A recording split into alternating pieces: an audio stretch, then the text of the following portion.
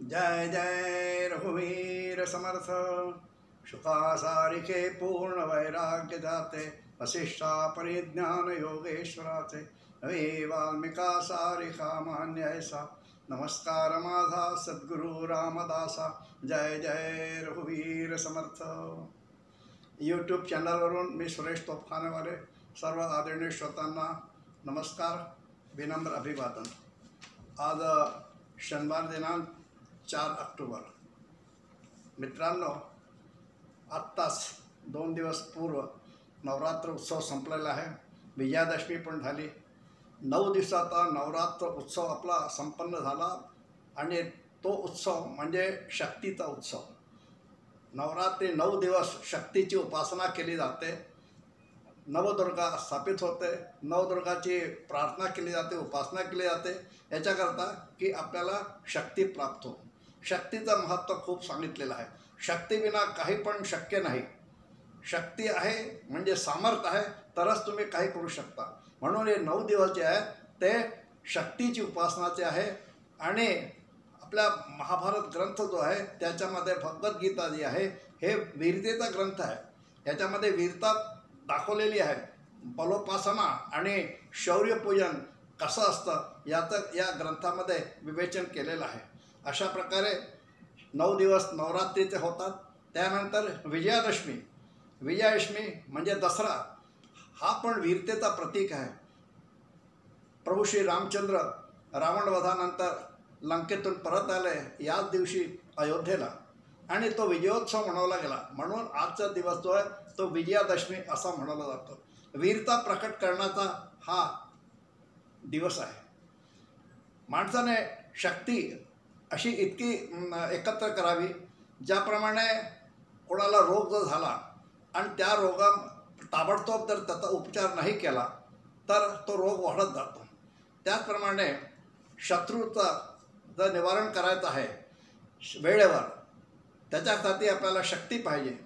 आणि शक्ती नसेल तर तो शत्रूचं निवारण होणार नाही, त्याचा नायनाट होणार नाही। त्याच्याकरता आपल्याला शक्ती पाहिजे। म्हणून शक्तीचं महत्त्व याचं आहे। आणि त्याच्यानंतर आपण रोग ज्याप्रमाणे वेळेवर औषध घेतावर बरं होतं, त्याप्रमाणे आपली वीरता, आपले शौर्य वेळेवर प्रकट केल्याने आपण आपल्याला यश प्राप्त होतं। अशा प्रकारे आणि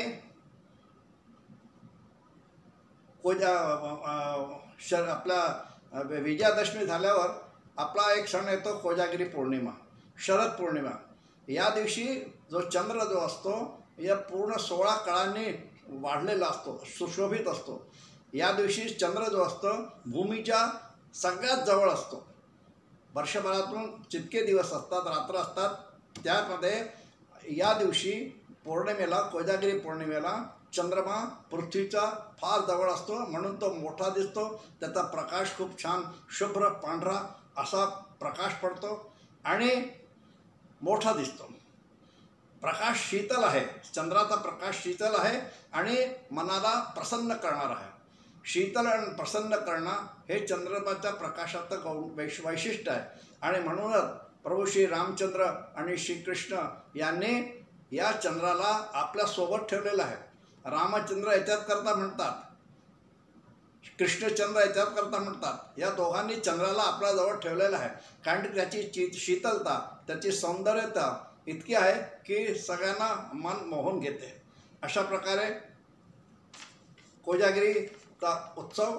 आणि या दिवशी चंद्राचा जो प्रकाश असतो तो फक्त आपल्या याच्याकरताच नाही आहे, वनामध्ये जे वनस्पती असतात त्या प्रकाशाने, चंद्राच्या प्रकाशाने वनस्पतीवरती प्रभाव होतो आणि औषधीयुक्त त्याचा प्रभाव होतो। म्हणून त्याचा चंद्रमाच्या प्रकाशाचं फार महत्त्व आहे। म्हणूनच आजच्या दिवशी म्हणजे कोजागिरीच्या दिवशी आपण दूध पोहे वगैरे अशा प्रकारे खातो, पांढरे पदार्थ खातो। हे खाण्याची पद्धत याच्यात करता आहे। म्हणून कोजागिरीचं अशा प्रकारे महत्त्व आहे चंद्रामुळे। त्यानंतर आपला दिवाळी सण येतो, दीपोत्सव। हा तर सगळ्या सणांचा राजा आहे, कारण 6 दिवस दीपोत्सवाचे दिवाळीचे असतात। हां 6 दिवस म्हणजे वसुबारस आहे, धनतेरस आहे, नरक चतुर्दशी आहे, लक्ष्मीपूजन आहे, पाडवा आहे, भाऊबीज आहे, असे 6 दिवस दीपावलीचे असतात. आणि आपण दीप लावून दिवे लावून घरोघरी आपला जो अंधार आहे तो उजेड करतो, प्रकाशित करतो. बाहेरचा प्रकाश तर अशा प्रकारे येतो, अंधार दूर होतो, पण आपल्या हृदयातला जो अंधार आहे तो सुद्धा प्रकाशित झाला पाहिजे. त्याच्याकरता आपण जे सण आहेत आपले त्याला समजून जाणून ते सण जे आहे साजरे केले पाहिजे. म्हणून म्हणतात की हृदय जे आहे ते आपलं स्वच्छ झालं पाहिजे. ते जाणीव करून आपण सण साजरे करावे. तमसोमा ज्योतिर्गमय म्हणूनच म्हटलं आहे. या मंत्राने आपलं जीवन प्रकाशित करावं. आता आपण देवाची पूजा करतो. पूजा करण्यामध्ये आपल्याला अनेक साहित्य लागतं. सामग्रीचं फार महत्त्व आहे त्याच्यामध्ये. काय पत्र, पुष्प, फळ, जल, अक्षत, कुंकू म्हणजे सिंदूर अशा प्रकारे, आणि नैवेद्यासाठी काही पदार्थ असतो, मिष्ठान्न असतो. अशा प्रकारे आपण देवाची पूजा करतो आणि या पूजेमध्ये हे सगळे आपल्याला पाहिजे असतं सामग्री. आता हे जे आपले पदार्थ आहेत आपण वाहतो त्याच्याकरता आपल्याला कसे आहेत ते पदार्थ याचं महत्त्व नाही. हा महत्त्व आहे आपल्या भावना, आपलं मन कसं आहे त्याप्रमाणे. कारण देव जो आहे तो आपली भावना पाहतो. तुम्ही किती महाग मिष्ठान्न ठेवलं नैवेद्याला, काय ठेवला, कसं काय काय आणलं याचं महत्त्व नसून तुमची भावना कशी आहे. म्हणूनच भगवान कृष्ण जे आहेत दुर्योधनाचा पक्वान्नाचं जेवण नाकारतात आणि विदुराकडे जाऊन भाकरी भाजी खातात. अशा प्रकारे म्हणजे त्या पूजेमध्ये सामग्रीचं महत्त्व आहेत, पण त्याच्यापेक्षा आपल्या मनातले जे भाव आहेत त्याचं पण जास्त महत्त्व आहे. आपण जे पुष्प, फळ, अक्षत वगैरे हे जे वाहतो याचं प्रतिकात्मक महत्त्व आहे.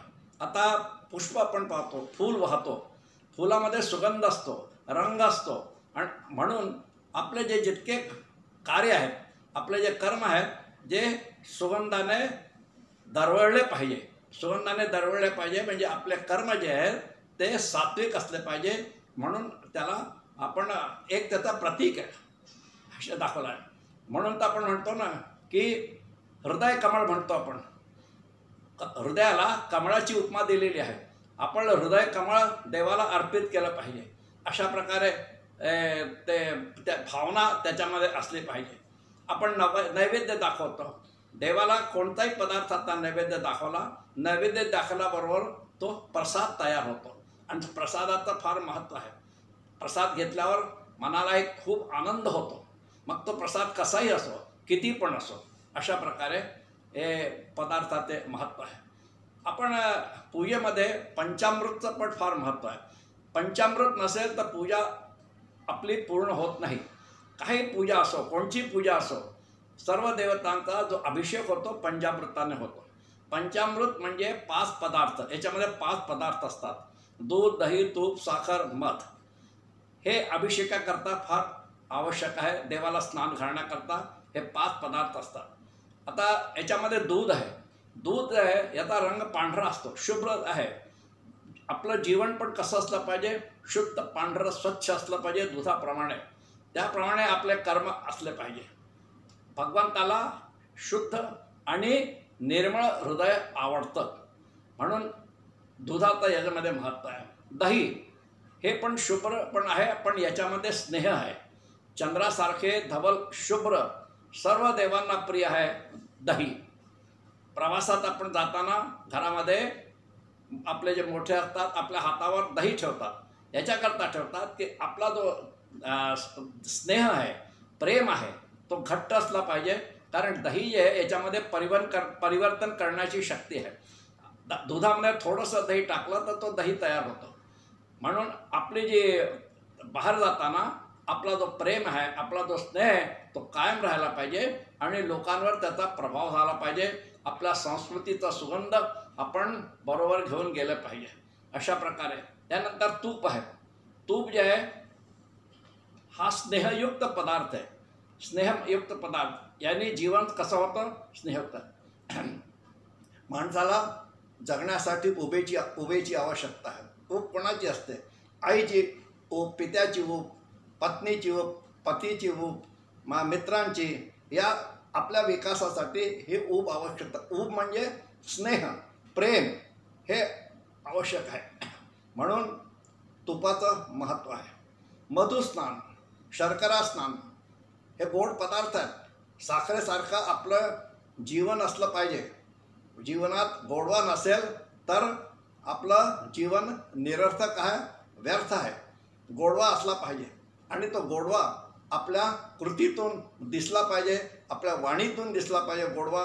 अशा प्रकारे शर्करा स्नान असतं, मधुस्नान असतं गोडव्याकरता. पंचामृताचे महत्त्व आहे.